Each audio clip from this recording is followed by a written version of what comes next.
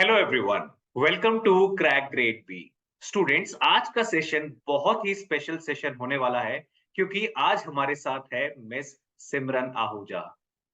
Hello Simran, welcome to crack grade B. और जैसा कि आप और मैं तो जानते हैं कि ये जो एग्जाम है आपका, वो थर्ड अटेम्प्ट में क्लियर हुआ है। एंड इससे जी। पहले फर्स्ट अटेम्प्ट, सेकंड अटेम्प्ट, दो फेलियर देखने के बाद हुँ। आपने ये एग्जाम क्लियर किया है। So how is the feeling, और ये जर्नी जो है फर्स्ट अटेम्प्ट से लेकर थर्ड अटेम्प्ट तक, ये कैसी थी आपकी? Okay, first of all, thank you so much, sir. Thank And as you said that the journey from the first attempt to attempt was quite memorable and challenging at the same time. जैसे अभी आपने पूछा कि अभी कैसा लग रहा है, so currently it feels like a dream come true, right. and I'm still like processing that, and कभी-कभी it's not like I'm not able to believe कि अच्छा ये हो चुका है, because when you are into that process for 3 years and when you are just wanting to achieve something all the while, so that feels like that. And moreover, first attempt when I gave, it was 2021. That year descriptive paper was launched for the first time, and okay. honestly I was not that prepared. So if we see this serious number of attempts, so दो serious attempts थे मेरे 2022 में and this year. And उसमें से last year I could reach to the mains and I failed in mains, and this time it was my first interview, and I'm grateful that I made it this time. That's great Simran, I think that's achievement, commendable achievement, because ये journey ऐसी है कि हमको trust करना ही पड़ेगा कि अगर first attempt में नहीं हो रहा है तो we should go for second, we should go for third, because we have to trust the process. क्योंकि आपको रिजल्ट तो मिल जाएगा एक दिन, अगर आप इतनी मेहनत कर रहे हो तो रिजल्ट तो मिलेगा। मैं आपका एजुकेशन बैकग्राउंड भी थोड़ा सा डिस्कस करना चाहूंगा। मैं पढ़ रहा था रिज्यूमे में आपका एजुकेशन बैकग्राउंड कि आपने बनारस हिंदू यूनिवर्सिटी से बीकॉम किया है। उसके बाद जी। बीकॉम करने के बाद आपने जो फर्स्ट जॉब है वो जॉइन किया था state bank of India. I think जी। जूनियर एसोसिएट से स्टार्ट किया था and now you are working with जी। एफसीआई। तो ये जो Yes. ट्रांजिशन था, अगर आपको बैंकिंग सेक्टर में जाना ही था तो देन ये ट्रांजिशन मैं समझना चाहूंगा और स्टूडेंट्स के पर्सपेक्टिव से भी समझना चाहूंगा कि ये ट्रांजिशन क्यों हुआ। एंड देन वो जो आरबीआई का बना आपके माइंड में, वो किस तरीके से बना? जी। Okay, so being honest, like when I graduated, at that time, like at that point of time, I decided that I want to prepare for competitive exams. So I started with clerical exams. I also cleared IBPS PO in that time. I also cleared FCI, SBI clerk. All these was like going on the same time, the same year. Then when I joined SBI, my seniors actually motivated me that when I joined SBI, I was just 22 years of like age. So they said me कि आप अभी बहुत young हो, so you should start preparing for RBI. उस समय मुझे लगता था कि RBI ग्रेड भी बहुत टफ है, नहीं हो पाएगा, तो मैंने ऑनेस्टली कभी सिलेबस तक नहीं चेक किया था। मेरे सीनियर्स ने बोला, सो आई चेकड इट, एंड उस टाइम पे ही लाइक IBPS PO भी हुआ था, FCI भी हुआ था, एंड FCI में असिस्टेंट थी मैं, IBPS PO में ऑब्वियसली असिस्टेंट मैनेजर थी। हम्म। एंड स्टिल मैंने FCI चूज किया, जिसके लिए मुझे 3 साल बाद ना 3 साल तक लोग कहते थे कि why did you leave manager का post for an assistant. So right. मेरा विजन यही था कि मैं FCI में जाऊंगी, एज एन असिस्टेंट काम करूंगी कुछ साल, बट उसी प्रोसेस में मुझे पढ़ने का टाइम ज्यादा मिलेगा। टाइम मिल मैं जाएगा। मैनेजर होंगी, मैं शायद ना पढ़ पाऊँ, शायद ऐसा मुझे यूनियन बैंक अलॉट हुआ था PO में। मुझे ये लगता था कि मे बी मैं यूनियन बैंक मैनेजर बन के काफी कंफर्टेबल हो जाऊँ 3 साल बाद, एंड मुझे लगे कि मतलब वहाँ लॉक इन पीरियड होता है राइट 3 साल का। तो आई राइट। फेल्ट कि मे बी मैं वहां पे कंफर्टेबल हो जाऊं, एंड फिर मैं सोचूंगी ये छोड़ो कौन करेगा। So that's why I put my self in that condition. And honestly वो इतना इजी नहीं था। समटाइम मैं सोचती थी कि सही किया कि गलत किया, but now when it is done it feels like कि it was the right decision. Yeah वही होता है ना कि जो भी होता है वो अच्छे के लिए होता है। एंड अब जो भी अच्छा हुआ है उसी को ध्यान में रखते हुए अपने एक्सपीरियंसेस को शेयर करना है, ताकि आई थिंक आपको देख के, आपकी जर्नी को देख के बहुत सारे लोग मोटिवेट हो जाएं, है ना? और इस वीडियो को देख के अगर 10-12 लोगों का भी एग्जाम क्लियर हो जाता है तो आई थिंक ये वीडियो का जो पर्सपेक्टिव है, पर्पस है, वो सॉल्व हो जाएगा, है ना? तो अगर किसी को भी स्टार्ट करना है, आपने भी कहीं न कहीं से स्टार्ट किया ही होगा, तो किसी को भी जी। स्टार्ट करना है, तो फर्स्ट थिंग क्या होनी चाहिए माइंड में, क्या माइंडसेट होना चाहिए? क्योंकि एग्जाम की बात करें, फेज 1 भी है, फेज 2 है, हम्म, इंटरव्यू है, मतलब लॉन्ग प्रोसेस है, ऑब्जेक्टिव सब्जेक्टिव पेपर बिल्कुल है। पर जी। फर्स्ट माइंडसेट, फर्स्ट क्लैरिटी क्या होनी चाहिए? ओके, सो मैं हमेशा बोलती हूँ और ये चीज मैं फॉलो भी करती हूँ, believe in your self. Like जब भी हम सोचते हैं ना किसी पेपर के बारे में, वी ऑलवेज डाउट अवरसेल्फ, हम कभी सोचते नहीं कि हो पाएगा कि नहीं। सो मैं जिस दिन से पढ़ाई करती थी तो उस दिन से अपने आप को अफर्मेशंस यूज करके या बिलीव कराती थी कि यू कैन रीच देयर। तो वो जब हो जाता है ना, और एक पर्पस होता है कि why you want to do this, these two questions should be clear, and then you can proceed. उसके बाद कोई भी एग्जाम अगर आपने टारगेट किया है, so just go with the previous year papers. Firstly find previous year papers and उसको आप अच्छे से एनालाइज करें, क्या क्या क्वेश्चंस आ रहे हैं, टॉपिक्स हैं, what you know, what you don't know. Because बहुत सारे बच्चे जो आरबीआई ग्रेड बी की प्रिपरेशन कर रहे हैं aspirants, they actually already study for different exams like banking exams, तो उनको थोड़े बहुत बेसिक्स क्लियर होते हैं, मेरे भी क्लियर थे। बट आई ऑलवेज से कि RBI grade B is different from banking exams. Like GA का परसेंटेज ज्यादा है, so according to the examination needs you should see the paper, analyse it, and then I would say कि एक और दो mock भी देके देख सकते हैं कि कौन से हमारे एरियाज हैं जहाँ पे हमें वर्क करने की जरूरत राइट।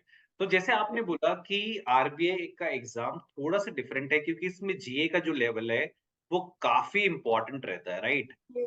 और अगर मैं फेज़ 1 से ही स्टार्ट कर लूँ, तो जीए को अगर हम बाइफरकेट करें, हम्म, ठीक है? आपने भी अपने प्रिपरेशन के दौरान जीए को ज़रूर बाइफरकेट किया होगा करंट अफेयर्स में, स्कीम्स में।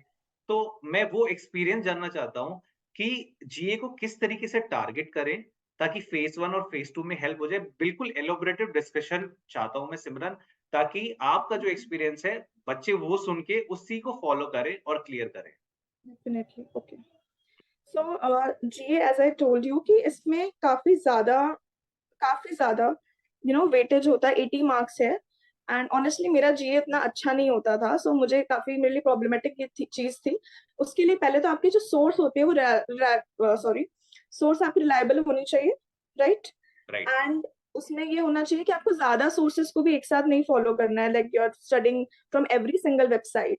और बहुत सारे बच्चे क्या करते हैं ना, मैं भी करती थी एक पॉइंट ऑफ टाइम पे कि सारे बस वीडियोस देख लिए, वन लाइनर्स पढ़ लिए, डिटेल में नहीं पढ़ते थे। तो उसकी वजह से, क्योंकि इस बार का जो पेपर था वो बहुत ही ज्यादा डिटेल्ड में क्वेश्चंस पूछे गए थे, और डिटेल में पढ़ना फिर डिटेल में उसको पूरा रिटेन करके रखना, वो एक चैलेंजिंग टास्क है। इसलिए अपने सोर्सेस को लिमिटेड रखे। फेज 2 के जो अफेयर्स, करंट अफेयर्स, पहले होता था कि फेज 1 में अलग है और फेज 2 में अलग है। अभी क्या है कि फेज 2 वाले ही क्वेश्चन, लाइक जो टॉपिक्स है वो आपको फेज 1 में पूछे गए इस बार। आरबीआई स्कीम्स पूछे गए, आरबीआई के सर्कुलर्स पूछे गए, schemes, reports, and more of the time like it was financial news. So I would recommend. वैसे मैंने फाइनेंशियल न्यूज़पेपर इंटरव्यू के टाइम पढ़ना शुरू किया था, बट मैंने ये रियलाइज किया कि वो मुझे हर फेज में मदद करता अगर मैंने पहले से पढ़ा होता। So I right, would read Business Line, बहुत छोटा सा न्यूज़पेपर था, कुछ इंपॉर्टेंट आर्टिकल्स ही मैं पढ़ती थी। और जब मैं पढ़ती थी तो मुझे ऐसा याद आता था कि ये सब चीजें फेज 2 में भी आंसर राइटिंग में आपके काम आएंगी। अगर आप इंग्लिश न्यूज़पेपर पहले से पढ़ो, आपकी इंग्लिश भी अच्छी हो जाएगी। तो मैं ये चीज रिकमेंड करूंगी, इंटरव्यू में भी हेल्प होती है कि आप अगर अभी स्टार्ट कर रहे हैं, इफ यू कैन मैनेज, तो थोड़ा बहुत आप पढ़ सकते हैं। बिकॉज जैसे जैसे हम पढ़ते हैं ना, वो चीज हमें धीरे धीरे रिटेन होती रहती है और वो हमें एग्जाम में उसका रिजल्ट देखने को मिल सकता है। एंड सेकेंडली, वैसे तो मैंने क्रैक ग्रेड बी का ही मटेरियल यूज किया था। फेज 1 का यहाँ पे अलग है, फेज 2 का भी है, राइट? सो मेरे से एक गलती हो गई थी कि मैंने फेज 1 वाला ज्यादा रिवाइज किया और फेज 2 वाला नहीं किया इस बार, ये सोच के कि फेज 2 वाला तो फेज 2 में ही आएगा। बट इस टाइम पेपर का लेवल चेंज हो गया है, मेरे रिविजन कम होने की वजह से उतने अच्छे मार्क्स नहीं आए जीए में। मुझे लगा मैं और अच्छा कर सकती थी अगर मैंने फेज 2 किया। सो एक लेसन है आगे के एस्पिरेंट्स के लिए कि प्लीज फेज 2 के करंट अफेयर्स को भी स्टार्टिंग से आप लोग पढ़ना शुरू करें। एंड 3 to 4 मंथ्स के जो करंट अफेयर्स होते हैं ना एग्जाम के पहले से, वो राइट, ज्यादा इंपॉर्टेंट है। हमारा पेपर जुलाई में था एंड जून की रिपोर्ट से काफी डीप क्वेश्चंस पूछे गए।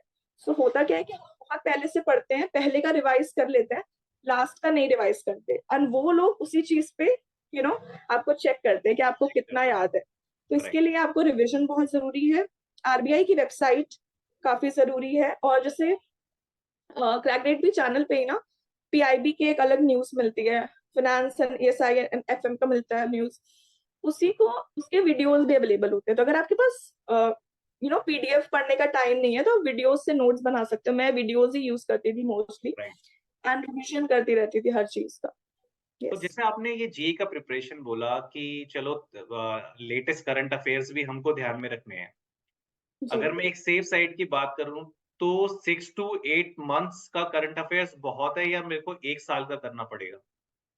फॉर फेज 1 और फेज 2? मतलब पूरी जर्नी के प्रोसेस में पूरा जर्नी। हाँ, तो वो जर्नी जो है वो तो फेज़ 1 का जो नॉलेज है आपने बोला फेज़ 2 में भी काम आने वाला है। जी जी वो बिल्कुल। इंटरव्यू में भी काम आने वाला है। वो हर जगह काम जी। आने वाला है। तो 6 टू 8 मंथ्स का पीछे से मान लो फेज़ 1 का पेपर आज है तो उससे 6 महीना पहले, 8 महीना पहले उतना वहाँ से करंट अफेयर स्टार्ट कर दें। ओके ऑनेस्टली मैं भी जब पहले सुनती थी इंटरव्यूज, तो हुँ, वहां पे जनरली सब लोग 6 to 8 मंथ्स बोलते हैं, बट क्योंकि मैं उतना रिटेन नहीं कर पाती हूँ मुझे पता है, सो मैंने सिर्फ 3 to 4 मंथ्स किया था प्रीलिम्स के लिए। राइट, एंड मेंस के लिए एक्चुअली मैंने जनवरी से प्रिपरेशन स्टार्ट कर दी थी, थोड़ा बहुत मुझे पता था, बट मोस्टली मैंने फोकस किया था 3 से 4 मंथ, लाइक अप्रैल से लेके फोकस किया था। तो फ़ोकस जुलाई में फेज 2 भी था, सो अप्रैल टू जुलाई ही था मेरा अच्छे से। बाकी मार्च वगैरह आई वाज लाइक नॉन, सो मैं बोलती हूँ हमेशा कि प्रिपरेशन पहले से स्टार्ट करनी चाहिए ताकि पहले की चीजें भी आपको याद रहें। और मुझे ऐसा लगता है पर्सनली कि जो रिसेंट होता है वो ज्यादा इंपॉर्टेंट होता है, इसलिए मैंने नहीं किया था 6 to 8 मंथ्स, मैंने सिर्फ 5 मंथ्स किया था, आप कह सकते हो। किया था। हाँ। एंड मैं ये पूछना चाहूँगा कि अगर सिर्फ़ हम जैसे जीके कैप्सूल्स होती है 6 मंथ्स की, हर जैसे क्रैक ग्रेड बी का भी कुछ मटेरियल होता है, सिर्फ़ उस पे रिलाई करें रादर देन रीडिंग न्यूज़पेपर जैसे लाइव मिंट या फिर कोई भी न्यूज़पेपर या कोई भी वेबसाइट बिज़नेस लाइन आपने मेंशन किया, तो साथ-साथ वो पढ़ना भी मैंडेटरी हो जाता है क्या सिमरन? नहीं, एज़ आई टोल्ड कि मैंने उस समय पढ़ा नहीं था। हुँ, न्यूज़पेपर मैंने इंटरव्यू के टाइम स्टार्ट किया, but it was like a personal, मुझे ऐसा लगा इस बार का जो पेपर था, क्योंकि फाइनेंशियल न्यूज़ इतनी पूछी गई थी, तो एक हुँ, आपका ओपिनियन बनता है, किसी चीज़ों के बारे में आपको न्यूज़पेपर से पता चलता है, जो जनरली मेबी उतना न्यूज़ में ना हो तो आपको ना पता चले। सो वो बेसिक नॉलेज अगर आप न्यूज़पेपर पढ़ते हो तो आपको काम आएगी। अदरवाइज़ मुझे लगता है कि अ गुड कंपाइलेशन, हुँ, उसका प्रॉपर रिविजन करोगे आप। अब मैं नोट्स बनाती थी एक्चुअली, मैंने माइक्रोसॉफ्ट एक्स वर्ड में नोट्स बनाए थे। ऑनलाइन नोट्स मैं प्रेफर करती हूँ हुँ, बिकॉज उससे आपकी टाइपिंग प्रैक्टिस भी हो जाती है बिल्कुल, और उसको आप एडिट भी कर सकते हो। So you know it's like that helps in both the places, तो वो आप कर सकते हो। और हमेशा नोट्स को ना अपनी लैंग्वेज में बनाना so that you can retain it. और राइट। काफी मैंने देखा बहुत लोग बहुत लंबे लंबे नोट्स बनाते हैं एंड वो कंपाइलेशन जैसे ही लगते हैं, फिर तो थोड़े से शॉर्ट नोट्स और थोड़ा सा रिविजन, आई थिंक मतलब दैट नोट्स क्रिएशन में भी स्मार्टनेस होनी चाहिए because when it comes to revision you can revise it quickly, right? Yes. So I will like to share one thing, मुझे अभी याद आया what I used to do before this also, that मैं एक Excel sheet में भी बनाती थी नोट्स। सो एक्सेल शीट में क्या होता था, लाइक मैं फर्स्ट एक्सेल एक कॉलम में मैंने लिखा इंपॉर्टेंट जो हेडलाइन थी, दूसरे में थोड़ा एक्सप्लेन किया, तीसरे कॉलम में थोड़ा और ट्राइवियल डिटेल्स दे दी। तो इससे क्या होता था कि जब मेरा मुझे बहुत जल्दी रिवाइज करना है तो सिर्फ मैं एक और दो कॉलम देखूंगी, बस टाइम है तो तीनों कॉलम। तो ऐसे भी आप कर सकते हैं कि अगर आपको, क्योंकि मुझे भी लगता था कि कुछ छूट गया, ये वाला एग्जाम में आ गया, तो वो छोड़ना थोड़ा मुश्किल होता है नोट मेकिंग के टाइम पे, तो आप दैट ऐसे भी कर सकते that's a great strategy Simran I think GA के लिए वंडरफुल स्ट्रैटेजी है बिकॉज़ बहुत हेवी वेटेज है। फेज़ 1, फेज़ 2 एंड इंटरव्यू तक आपके काम आने वाला है। तो इस पे तो हैं। अटमोस्ट वेटेज स्टूडेंट्स का होना ही चाहिए। ठीक है, हम जी क्यूआरई की बात करते हैं।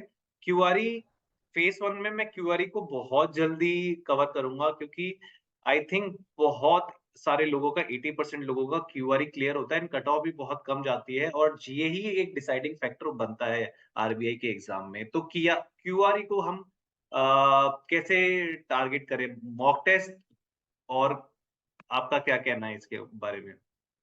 एक्चुअली लास्ट ईयर तक ऐसा था कि QRE was not a challenge, but hmm, इस टाइम मैंने पर्सनली एक्सपीरियंस किया कि बेसिकली क्वांट एंड रीजनिंग ने काफी लोगों को हॉन्ट किया है, और काफी ज्यादा बच्चों का इस बार इसलिए नहीं क्लियर हुआ because we were like they were not able to clear the sectional cut off. Yes. खासकर रीजनिंग और क्वांट का लेवल इस बार थोड़ा ज्यादा टफ था, एंड हुँ, मैं भी क्वांट में भी मेरा like I am not that great. So इस बार मुझे थोड़ा सा डर था कि शायद क्वांट की वजह से I could stop, so that's why मैंने कुछ ज्यादा मेहनत की थी क्वांट पे। क्वांट के लिए क्वांट से स्टार्ट करें अगर क्यूआरई, सो हुँ, उसके लिए मैं बोलना चाहूंगी ना कि आपको सब कुछ आने की जरूरत नहीं है। सारे टॉपिक्स, क्योंकि काफी वास्ट है, आप कुछ बेसिक टॉपिक्स चूज कर सकते हैं और उसको पढ़ाई करके भी आप क्लियर कर सकते हैं, बिकॉज 30 मार्क्स का पेपर है। इस बार I think 4.5 somewhat cut off था, और मैंने 8.75 स्कोर किया था इस बार, जो कि मेरे, जैसे कि मैं मैथ्स में एवरेज हूँ, तो मेरे लिए बहुत अच्छा स्कोर था। एंड वो सिर्फ मैंने किया था डेटा इंटरप्रिटेशन, आपका quadratic equations and number series, you know, ये सब क्वेश्चंस जो होते हैं ना, लाइक ट्राइवल नहीं बोलेंगे, but non like this, basically जो चैप्टर्स होते हैं वो चैप्टर्स नहीं, टाइम एंड वर्क और सारे अर्थमेटिक क्वेश्चंस नहीं है ये। थोड़ा बहुत अर्थमेटिक नॉलेज इज इम्पोर्टेंट, क्योंकि मेंस में जो क्वेश्चन पूछे जा रहे हैं क्वांट में वो बहुत टफ लेवल के हैं। उसके लिए आपकी क्लैरिटी बहुत जरूरी है, शॉर्टकट्स, ट्रिप्स, ट्रिक्स ये काम नहीं करती हैं। सो उसके लिए आपको प्रैक्टिस करनी चाहिए। और क्वांट, रीजनिंग, इंग्लिश, तीनों ऐसी चीजें हैं ना कि आपने अगर पहले बीच में किया, फिर आपने बीच में छोड़ दिया practice, and you revisit it, तो फिर उस समय आप भूल सकते हो। तो लाइक कॉन्टिन्यूसली आपको प्रैक्टिस करती रहनी पड़ेगी with phase 2 and phase 1। And should we go for reasoning now? Yeah you can go for reasoning. And जैसे आपने बोला कि आपने डीआई अटेम्प्ट किया, तो मैं रीजनिंग में पूछना चाहूंगा कि रीजनिंग में आपने पजल अटेम्प्ट किया या फिर you go with syllogism and other stuff? क्योंकि बहुत सारे लोग क्या है ना, पजल में बहुत ज्यादा टाइम लगा देते हैं रीजनिंग में, and they and up wasting their time. ये मेरा पर्सनल एक्सपीरियंस है, और ऐसा करते हैं लोग।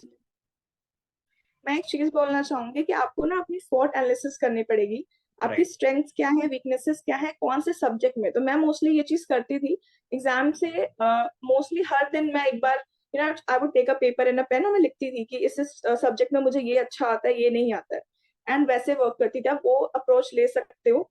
एंड रीजनिंग में क्या होता है ना कि पजल्स सब लोगों के अच्छे नहीं होते, और अगर आपके पजल्स अच्छे भी हैं तो मे बी एग्जाम के जो पजल्स हैं जिस लेवल के हैं वो आपसे हो पाएंगे नहीं हो पाएंगे, काफी अनसर्टेनिटी होती है। राइट मैंने इस बार एक भी पजल भी नहीं अटेम्प्ट किया, क्योंकि मुझे पता था कि उतने लॉन्ग पजल्स मेरे से बनते हैं, बट वो मैं तभी बना पाऊंगी जब मेरे पास अच्छा टाइम होता है। राइट बाकी मैं बाकी टॉपिक्स में बहुत अच्छी हूँ, मेरी क्रिटिकल रीजनिंग एक्चुअली थोड़ी अच्छी है प्रैक्टिस की वजह से, तो वो मैंने प्रैक्टिस किया। एंड आपका मैं बोलूंगी कि रीजनिंग में पजल्स, मेरी एक फ्रेंड है, तो व्हाट शी डिड, उसने पहले पजल स्टार्ट किया, उसका हो भी गया पजल सॉल्व, बट उसकी वजह से इतना टाइम कंज्यूम हो गया कि she couldn't attempt other questions. So मैं पहले बोलूंगी, भले ही वो क्वांट हो, रीजनिंग हो, इंग्लिश हो, सिर्फ इन तीनों के लिए इस एग्जाम में मैं बोलूंगी कि आप पहले एक बार फटाफट से पेपर स्क्रॉल कर लो कि कौन कौन से क्वेश्चंस आए हैं, एंड मार्क कर लो उन क्वेश्चंस को। राइट 1 मिनट लगेगा इसको करने में, बट आपको पता चल जाएगा कि मैंने देखा कि इनपुट आउटपुट का एक क्वेश्चन था, मैंने देखा कि सिलोगिज्म थे, तो वो सब क्वेश्चंस मैंने फटाफट किए पहले।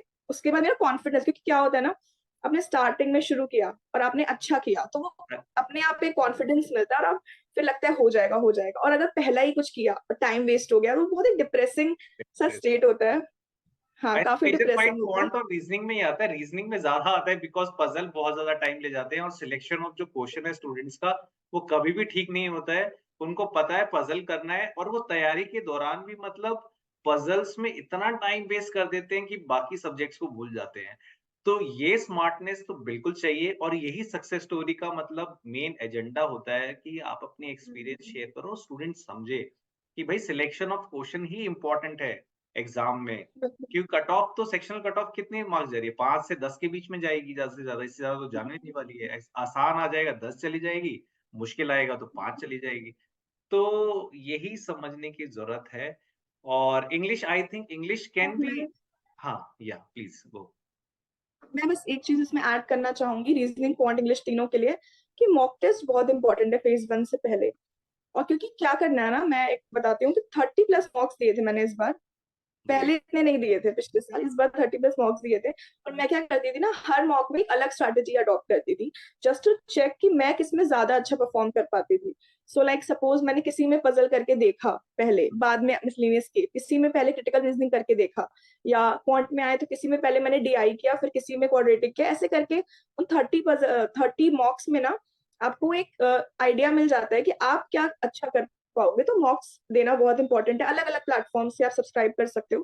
राइट उसके बाद मॉक्स के बाद उसको एनालाइज करना, कौन से टॉपिक्स एंड कौन से topics weak, as I told, स्वॉट एनालिसिस, वो इंपॉर्टेंट है। And once like everything is done, then you are ready कि हाँ, अब राइट पेपर में मुझे पता चलेगा कि मैं कैसे स्टार्ट करूँ। बिकॉज हम क्या करते हैं ना, लाइक अभी आपने मेरी स्ट्रैटेजी ही सुनी, तो मे बी लोग क्या करते हैं, कॉपी करते हैं, बट आपको कॉपी नहीं करना है, आपको अपनी खुद की स्ट्रैटेजी अपनी खुद बनानी है, की और उसके लिए स्ट्रेटेजी। हम्म। हाँ, और आपको राइट। टाइम देना है उस चीज को। एक क्विक फिक्स आजकल, अगर आपको इतना बड़ा एग्जाम क्रैक करना है तो you have to give time. 30+ mocks, हाँ सुनने में भी लग रहा है, but once you do it you will get immense confidence, और उसके बाद जब आप एग्जाम दोगे ना, तो आपको लगेगा ही नहीं कि ये पेपर है, because you are so habituated to that environment कि 200 क्वेश्चन है। ऐसे क्या होता है, 4-5 मॉक्स दिए, या कुछ लोग मॉक्स नहीं देते हैं बिकॉज उस समय डर लगता है मॉक्स के टाइम पे। Like I have people asking me कि मैं मॉक्स दूंगा, तो उसके बाद जो मार्क्स आते हैं फिर depressed, and I am like कि उस समय आप डिप्रेस्ड फील करते हो, you can work on that. बाद में अगर आपको एग्जाम नहीं क्लियर होता है, तो ज्यादा ज्यादा बुरा डिप्रेशन है वो। राइट। राइट। और बहुत सारे लोग डरते भी हैं, पता नहीं, आपने बिल्कुल सही कहा कि ये डिप्रेशन से या फिर मतलब वो डिप्रेस हो जाएंगे, तैयारी नहीं कर पाएंगे। पर दैट्स हाउ वी लर्न ना, दैट्स हाउ हमें अपनी कमियों का पता चलेगा, that's how we can work on it, right? क्योंकि डिप्रेस तो तब हो जाएंगे ना जब हम आरबीआई ग्रेड बी का एग्जाम देने जाएंगे, और तब नहीं होगा, तब 1 साल वेस्ट हो जाएगा। And you have suffered like, अपने पर्सनल एक्सपीरियंस में आपने 2 बार एग्जाम दिया है, राइट? जी, तो उसकी अपॉर्चुनिटी कॉस्ट क्या होती है वो आपको पता है, जी बिल्कुल। राइट? क्योंकि पहुंचना तो यहीं पर था ना, उसके लिए आपको 3 साल लगे, और आपकी गाइडेंस सुन के अगर कोई 1 साल में पहुंच रहा है तो उसके लिए तो हम्म। बहुत अच्छी एडवाइस है ये। तो हाँ, पीपल फॉलो दिस, राइट? अगर हम फेज 2 की बात करें सिमरन, हम फेज 1 में हमने डिस्कस किया, अभी phase 2 English, should I tell, English is actually left. हाँ, या यू गुड, मैं रीजनिंग एक्चुअली बताने लगी थी, yes. So English is basically, the more you read, the better you get at it. So मैं ये नहीं बोलूंगी कि न्यूज़पेपर से स्टार्ट करें for English, but if you are, if you want to read books, blogs, there are n number of options available today. So you can just start reading, because ऐसा हमें ऐसा लगता है ना, मतलब क्योंकि मैंने IBPS PO और भी एग्जाम्स क्लियर किए थे, तब से मुझे लोग मैसेज करते हैं स्ट्रैटेजी वगैरह पूछने के लिए।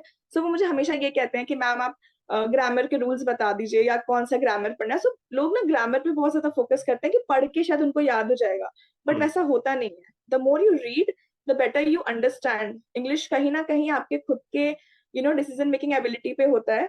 ऐसे राइट। कोई हार्ड एंड फास्ट रूल्स, थोड़े बहुत बेसिक्स आपको पता होने चाहिए डेफिनेटली, लेकिन उसके बाद क्योंकि कॉम्प्रिहेंशन भी है, कॉम्प्रिहेंशन है, क्लोज टेस्ट है, जितने भी कॉम्पोनेंट्स होते हैं, तो आप जितना ज्यादा अच्छा रीड करोगे, जितना आपका अपने आप ग्रामर ठीक हो जाएगा, या आप खुद नोटिस करोगे, राइटिंग स्किल में भी हेल्प मिलेगी।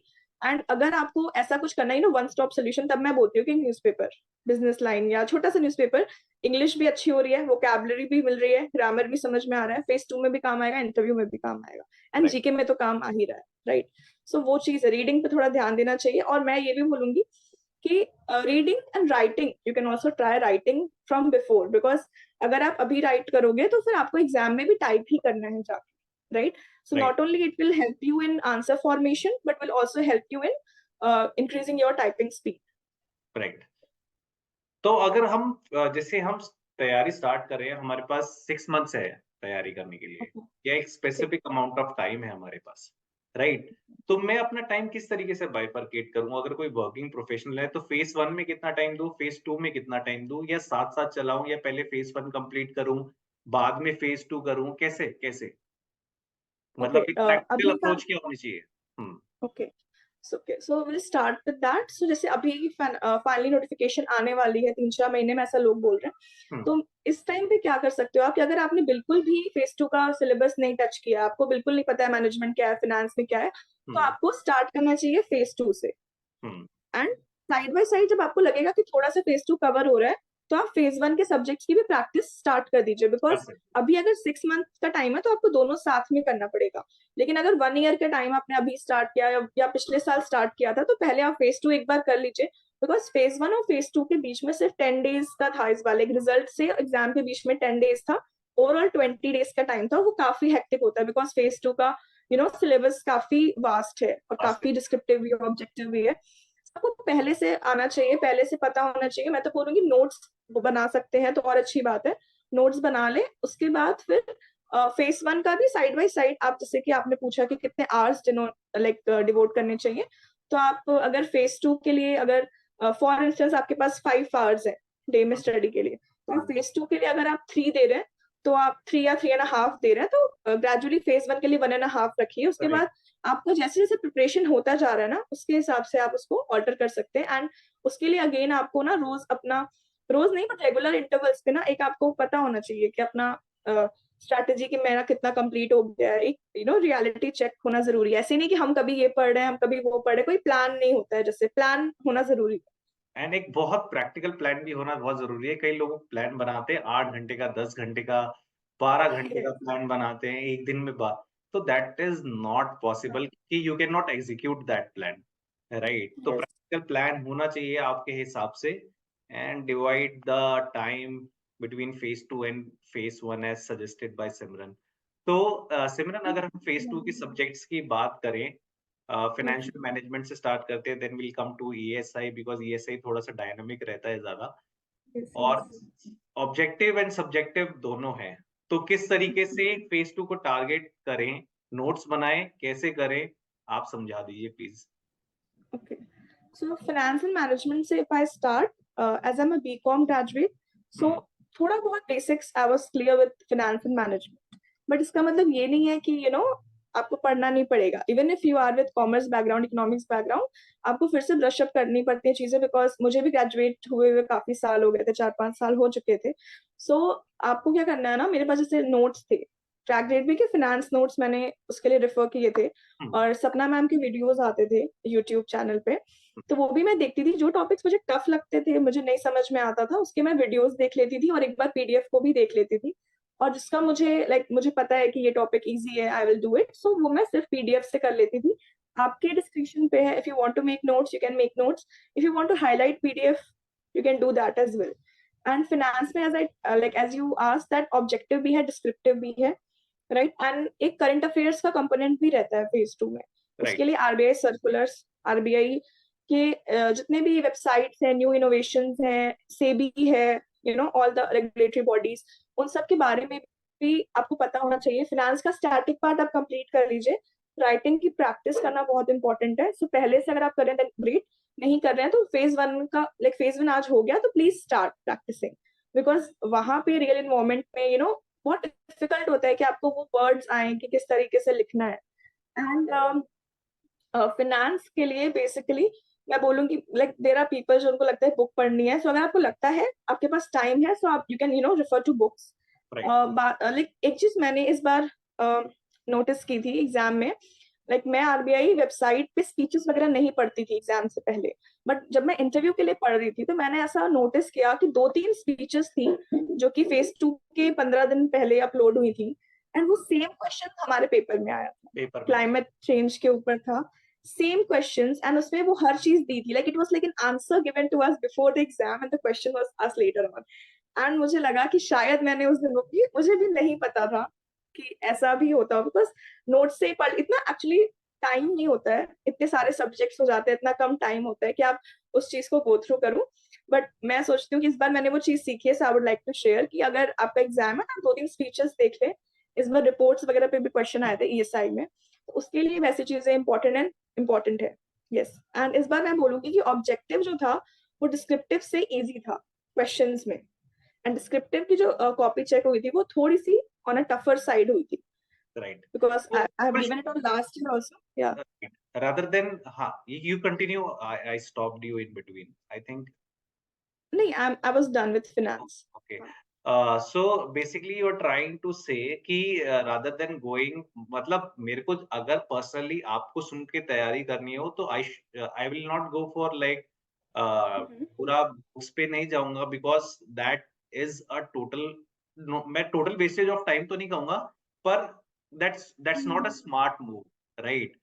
बिकॉज़ जो बुक का स्टैटिक कंटेंट है Actually, we can cover through notes ना, Mhm. वो नोट्स से हम कवर कर सकते हैं स्टैटिक जो कंटेंट है। और बाकी जो Mhm. डायनामिक है उसके लिए तो हमें बिल्कुल सर्कुलर, स्पीचेज़ और आरबीआई की वेबसाइट और ये सब तो सेबी का क्योंकि आरबीआई और सेबी भी कहीं न कहीं लिंक्ड हैं, हमें वो भी समझना Mhm. पड़ेगा, बिल्कुल। ठीक है? तो Mhm. डायनामिक में अगर हमें प्ले करना है तो we have to be very smart. तो Yes. यस। तो आपका ये गोज़ फिर फॉर एफएम एंड ईएसआई या और कुछ भी ऐड Actually, करना बुक्स चाहेंगे? के लिए I would like to add कि हुँ, अगर आपके पास जैसे सेट कि ample amount of time है, लाइक एक साल है अभी मेरे पास, और कुछ लोग होते हैं जिनका बैकग्राउंड नहीं होता है फाइनेंस का. Right if they want to read books they can, but उस समय एग्जाम के टाइम बुक्स रीड करना थोड़ा सा ओवरबर्डनिंग हो जाएगा, राइट? और मेरा फाइनेंस बैकग्राउंड था, कहीं ना कहीं मुझे बेसिक्स थोड़े बहुत पता थे. That's why relied on notes, and मैं वर्किंग एस्पिरेंट भी थी, सो मेरे पास उतना टाइम भी नहीं था कि मैं बुक्स पे रिलाय कर पाऊँ, but it's again a personal choice. Right right. So you covered FM and ESI, and if you want to add more, then you can, because and now we'll move to descriptive English part. No, I didn't cover ESI actually. FM Okay. and management I covered. ESI actually, okay. ESI is basically current affairs. So I would like to just share in that, please keep yourself updated with all the news and government schemes which are in news, which are in PIB for the last 6 months or 3 months, whichever you can cover. Because and the questions they ask on schemes is not like a direct question. It's very deep. This time union budget questions were asked. Schemes that were mentioned in union budget were asked. And WTO पे questions थे काफी detail में. सो ये सब चीजें syllabus में है. ESI का स्टैटिक पार्ट जो होता है ना, वो अभी तक के तो मैंने नहीं देखा फेज 2 में ज्यादा पूछा गया, लाइक नेशनल इनकम का फॉर्मूला और समथिंग लाइक दैट.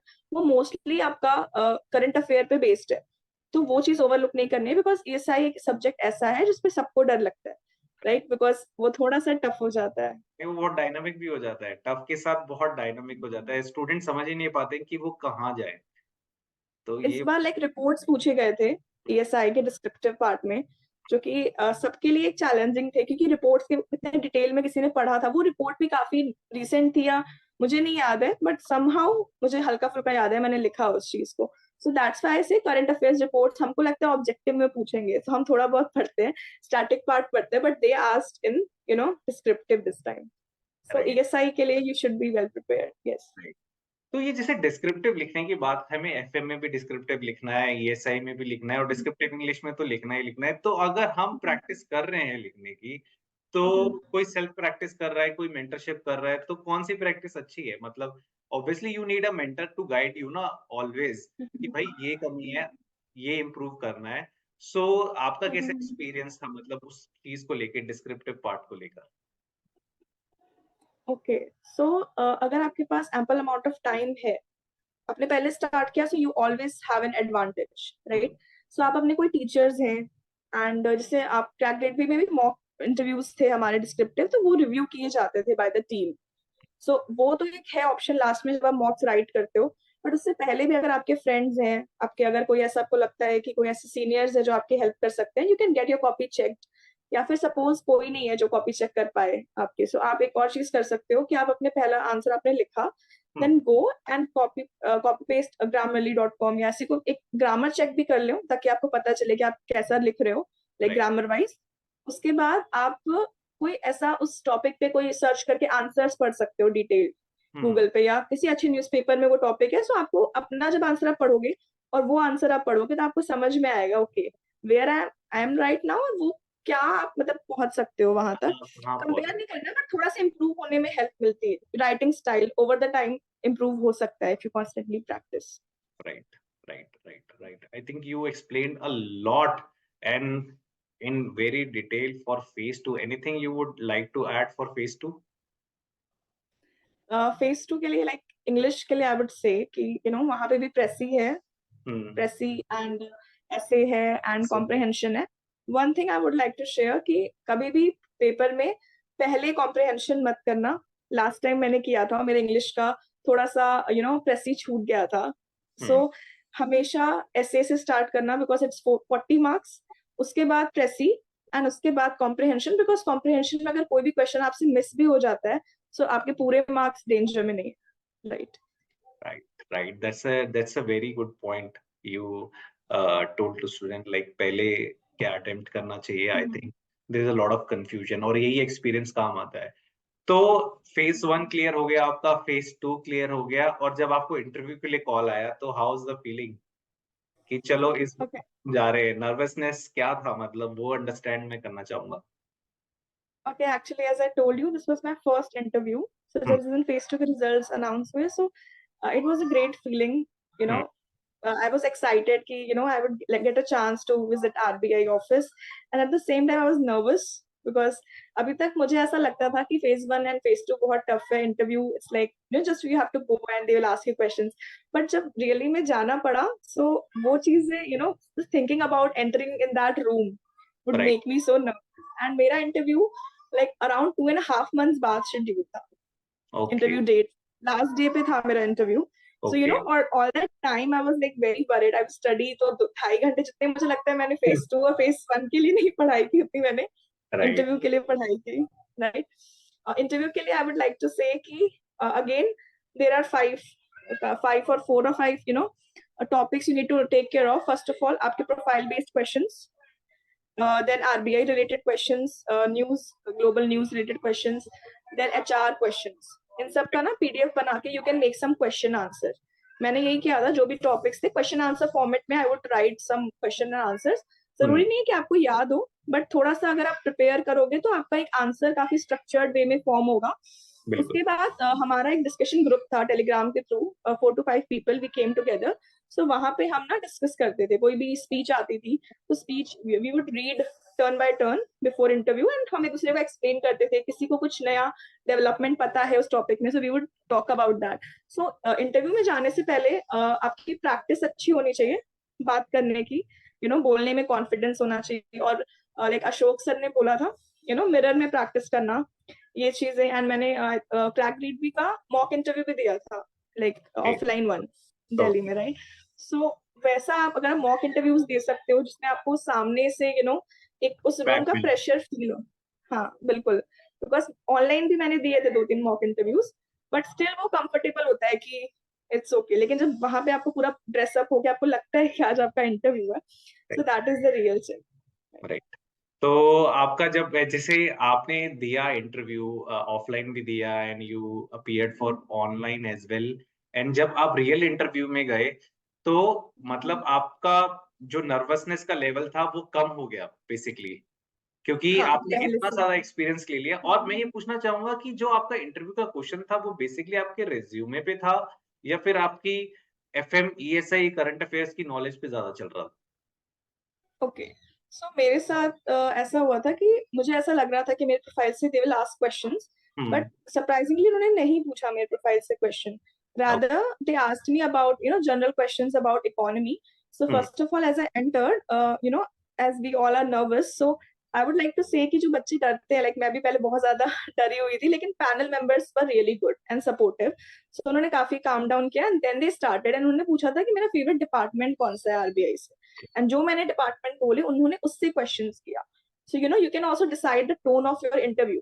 सो मुझे पता था कि मुझे मॉनेटरी पॉलिसी नहीं बोलना है because I am a journalist, या मुझे कोई वैसा डिपार्टमेंट नहीं बोलना है, सो मैंने जो डिपार्टमेंट पूछा जिसमें मुझे आता हो, लाइक अगर आपको किसी डिपार्टमेंट की नॉलेज हो तभी आपको उस डिपार्टमेंट का नाम बोलना चाहिए, नेक्स्ट क्वेश्चन वही होगा। एंड मैं भी स्टार्टिंग में कुछ क्वेश्चन के आंसर नहीं दे पाई थी, बट धीरे धीरे एडजस्ट होते होते they asked some simple questions, फिर टफ करते करते then I think it went smooth.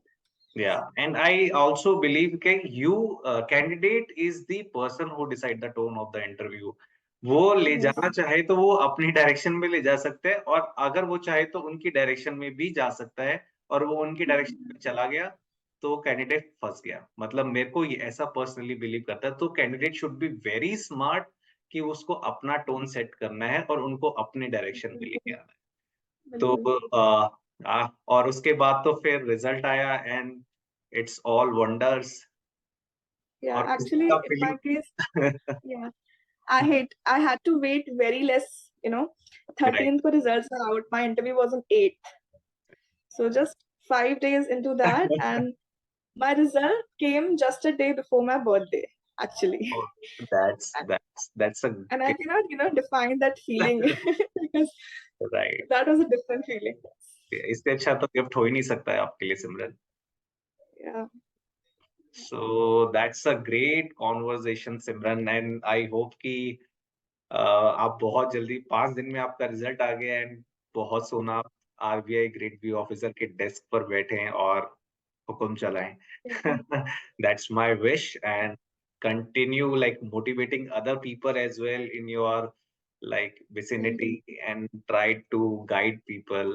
अभी तो हमने एक सेशन किया, आई थिंक इसको सुन के बहुत सारे लोग इंस्पायर होंगे or in your personal life also keep inspiring people, because that's how we build a nation, right? So Yeah, thank you, Simran. that's right. Thanks for joining Crack Grade B and guiding the students. Thank you so much. Yes, thank you. I just want to